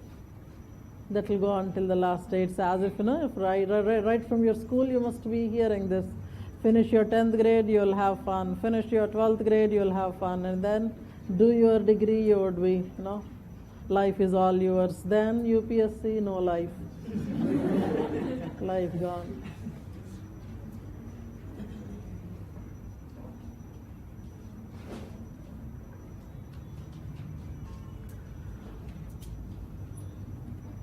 So things like that. Then we will try to actually look at the other side. These are the general things people talk about impact. We'll write a few things. See, understand this. Whenever we speak about impact, as I said to you earlier also, there has to be two-way mention in your answer. How the new faith had influenced the existing culture group, and what this culture group had given to the incoming group. Secondly, who were the people who were getting exposed to the new faith? So we are actually examining cultural diffusion there. We see that there are certain places. So you would be drawing a map showing where the major pockets are existing of particular faiths. So in this context, if we are writing about Christianization, there is that western coast here, and then the entire northeastern bunch out there, and then some clusters of Christianization in the mainland population. So if you are trying to map it that way, it is not simply the percentage of population that are reporting to have moved out of Hinduism there. You should see who has moved out. So there can be three different sources. One source could be the tribes, the other is the upper caste, the other is the lower caste. For the lower caste, it may be the oppression that must have prompted them to look for one way out. They must have found this. And for the tribes,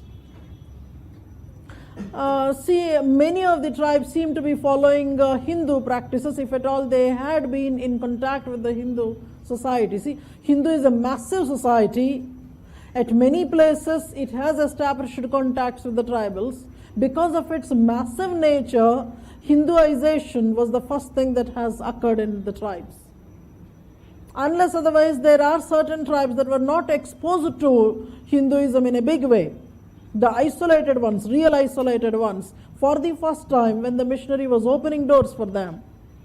These are those places where we see a high volume of Christianization happening. I must have given this example, this discussion about Heimendorf in the interview. I think in the next couple of days you will see his interview. He was the person who had worked in different places in the country. The first time when he had come to India, he was a student of Malinowski. So Heimendorf was advised by Malinowski to start his work from the northeast of India. So he visits northeast on 2 occasions. The first occasion was because of the Malinowski's recommendation. So there are so many other places that he physically was traveling to. I have also mentioned one of the books written by Heimendorf, Struggle for Survival, originally written in Hindu, then in Telugu, and then translated into English. He was trying to write his original experiences. He was there in the northeast, and he was studying in Nepal, couple of tribes about which he had taken videos. We'll see a couple of videos also if possible. And then he was also there stationed in the southern part of India, in Hyderabad for a long time, in Hyderabad state for a long time, working among the Gonds and other people, trying to provide script to them, etc. This is the background of him. You also have to remember that Heimendorf was originally a Christian missionary. When he had come here, it was for 2 works. One was an interest in India. Second subsidiary work was anthropology. Third was religion. That sequence you will have to remember, because he himself says this. It's not that we are interpreting from his work. In many places we interpret. See, this was his first, second, third importance, etc. He himself mentions in his interview, India comes first for him, and later was anthropology. As a child, he was nurturing this dream of traveling to India. And he found that being an anthropologist could be a better way of coming to India. And that's how he landed in India. Religion was not there, evangelization was not there on his mind in the first place. He got close to the Congress and he started taking an active part in the discussions, etc. That was not liked by the church. Church threw him out. Anthropology hugged him. And of course, Nehru was there to do the rest of it. And then he dedicated his entire time with anthropological work. When he was relieved from the church and the duties of the church, everything possible he was ready to do for. He was saying this. 2 very interesting statements were made by him in that interview, which I must have said to you earlier, but I am trying to reiterate here. He was saying that there is a popular perception in the masses that British officers or the British policies were responsible for damaging India. It was not simply economy, but the culture of India was also damaged by the British. The officers, the travelers, and whatever it is. Second thing he was saying was, there is also a popular perception that the officers and missionaries were responsible in conversions in a massive way. He was challenging both the statements, actually both the perceptions. He was trying to bring a whole list of people, lists of names, that see there are many officers, many administrators, anthropologists from Britain who were not truly colonial in mindset. They were there for genuinely working for the people. I was there somewhere. Heimendorf. So he was trying to give the list of people who were trying to work from the perspective of people. One of the first persons he talks about was J.P. Mills, you must have heard about him. J.P. Mills. You will be given notes on him also, because we have to prepare you for questions such as contributions of British anthropologist administrators to Indian anthropology. Many times when we see the answers, we only see the students writing about some anthropologists. There is not much information about administrator anthropologists. J.P. Mills was one such person who was actually in the Naga district when Hemendorf was coming to India. So that was the first place that he had visited. There he was writing the kind of works the British administrators were doing for the local people. See, first and foremost is you'll have to start understanding the local cultures. Just imagine when you were posted there and you see that headhunting is a regular activity. And just imagine you want to stop. No, don't hunt the head. Your head will not be there.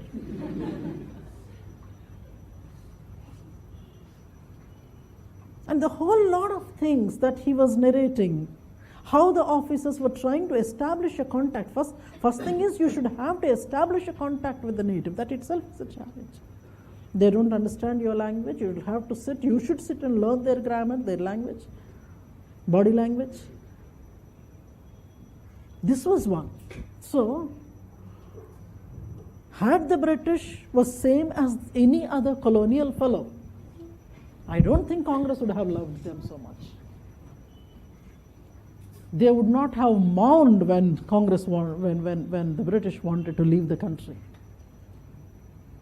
It was a feeling of being orphaned all of a sudden. Sometimes it's like that. When you have a problem, you get used to the problem. You don't want to solve the problem. Problem becomes everything for you in your life. Look for such a problem in your life, which you got used to it. Sometimes you don't want to you can't imagine a life without that problem. Something like your wife, your husband. A problem with whom you got wedded for a lifetime. You neither can keep it nor get away from it. Like me in your life right now. Just imagine one fine day I say that classes are over and then you are relieved from my clutches. You have your life, but suddenly you have no clue where to go. It's like somebody who was awarded life imprisonment and suddenly released. You thought that, okay, throughout my life I'm here, jolly good. Suddenly you were thrown out.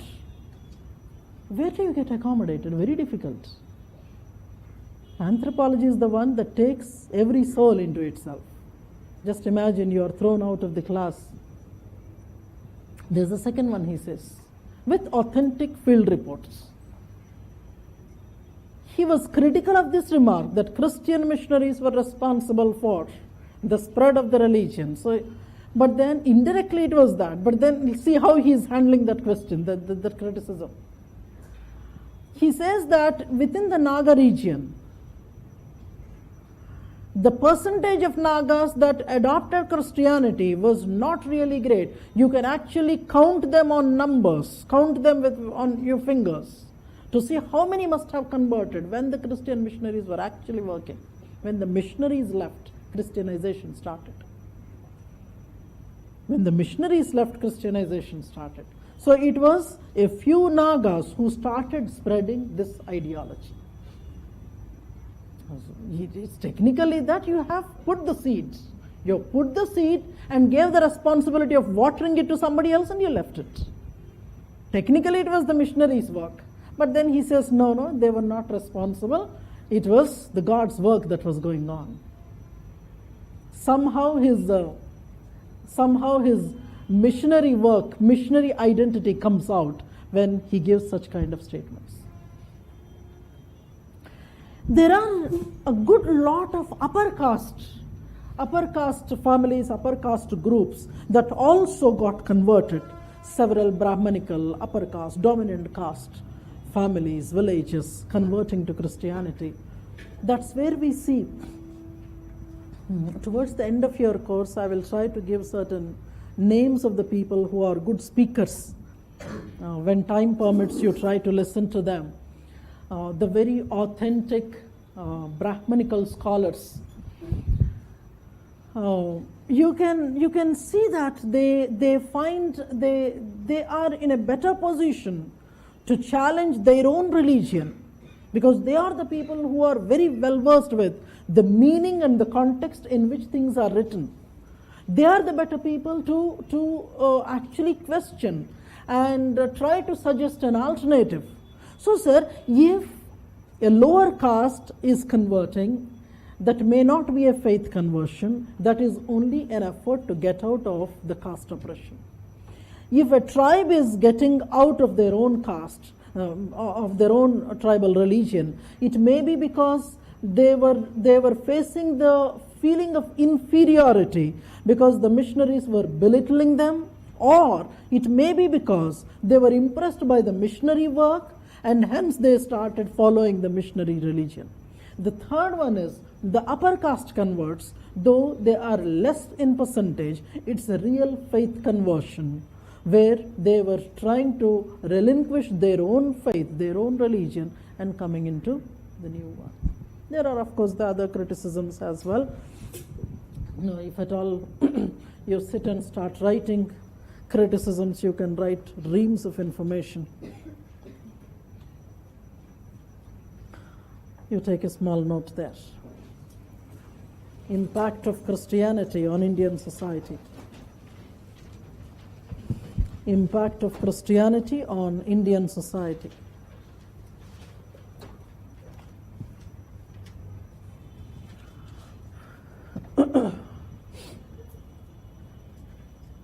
Christianity being a foreign religion to India,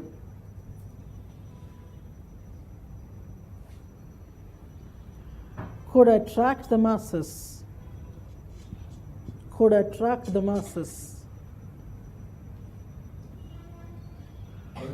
based on the ideals of egalitarianism,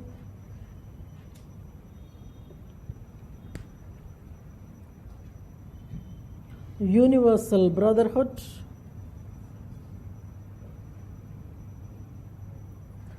service to the underprivileged,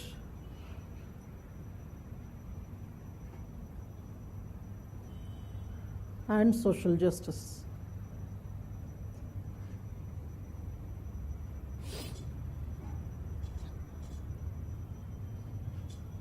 Its earliest arrival into India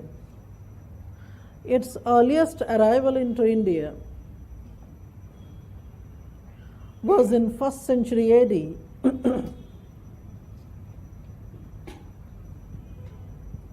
But the highest impact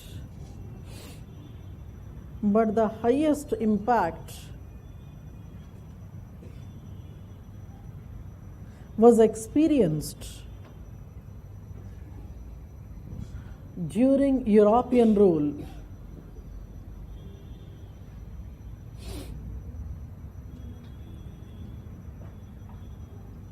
Initially, it was the missionaries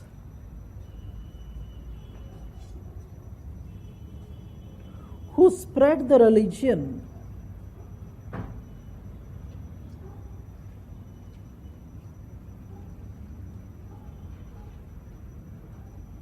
among the tribals,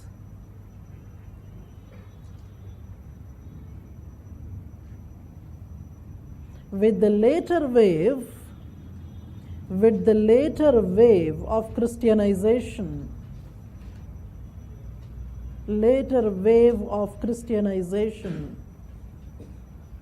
targeting Hinduism,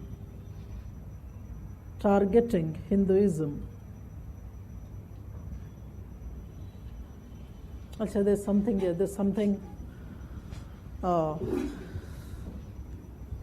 rather, I find it funny, but I should say this. There's one other criticism against spread of Christianity in the tribes. The criticism goes like this. The missionaries were very methodically identifying which tribes to be targeted first. So they were identifying the big ones, the big tribes, and then the mainstream big tribes. After finishing with them, they were going to the smaller ones. I don't know whether that kind of a scheme was there. Logically, if we see, I find that maybe when a bigger one is there, that is more popular, more visible, and hence maybe that they must have gone there. But one should also understand that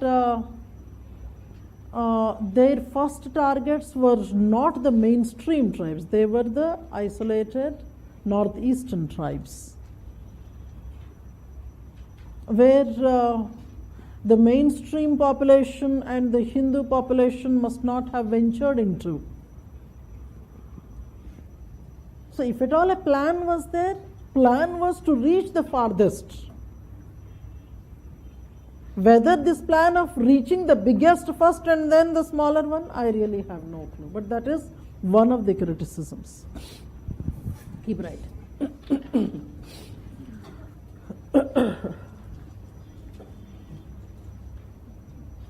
The spread of the religion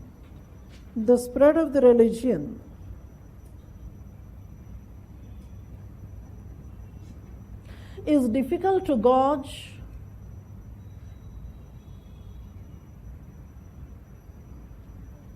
with the percentage, is difficult to gauge with the percentage conversions.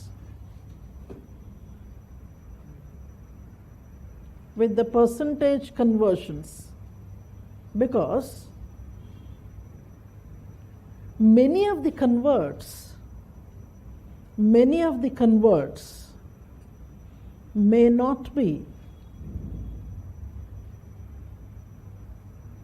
making an official claim. You understood this statement? It's a very technical move. So it's like, I want to eat the cake, but still I want to have it. You understand that there's so much of caste atrocities. I want to get out of the caste atrocities, so I found this particular path. And you're not openly announcing it because you may lose the reservation.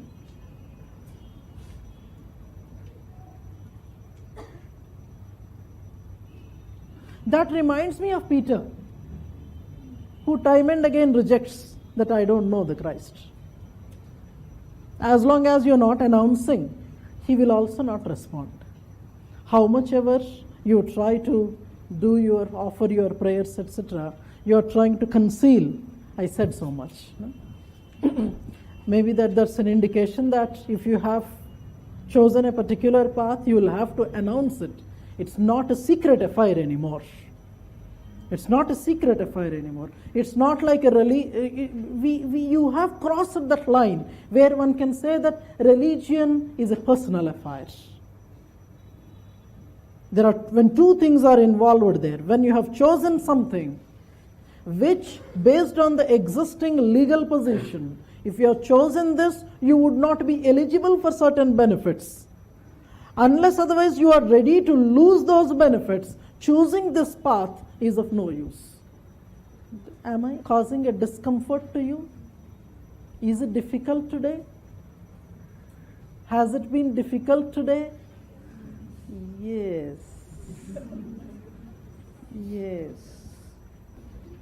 So don't worry.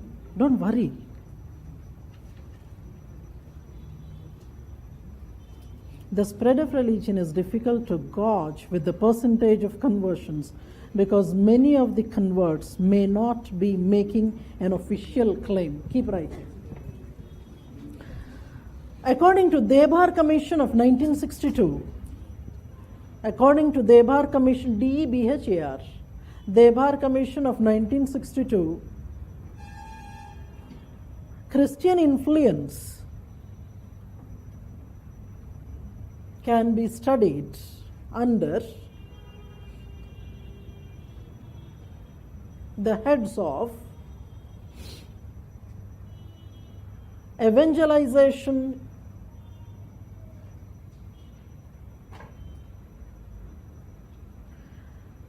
and social service. Evangelization and social service. Evangelization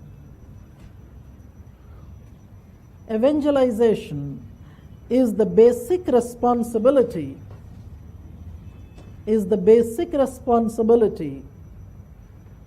of a Christian.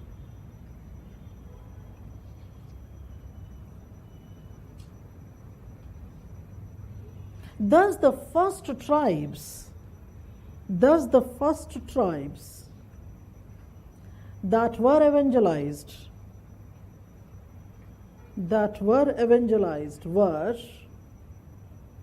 Bhils, Khasis, Gonds, and Oraon, O-R-A-O-N, Oraon, Kotas, Todas,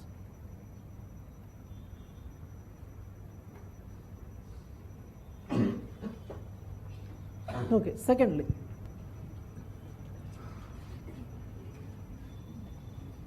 the social service or the missionary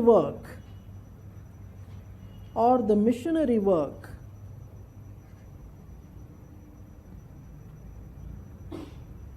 was an obvious, practical expression of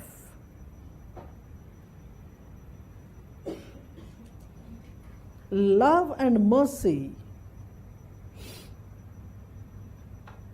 towards the others.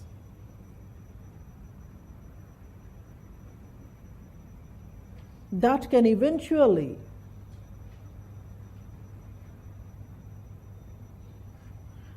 bring a change in the heart. बाकी बाद में लिखेंगे. बताइए, you want to say something? You want to say something? Tomorrow get your maps. Tomorrow, day after tomorrow, get your maps. India only, not world.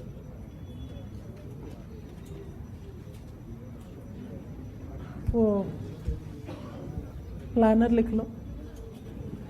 Rest of it you write. 44th session. We started with one video that was Jivan Shala.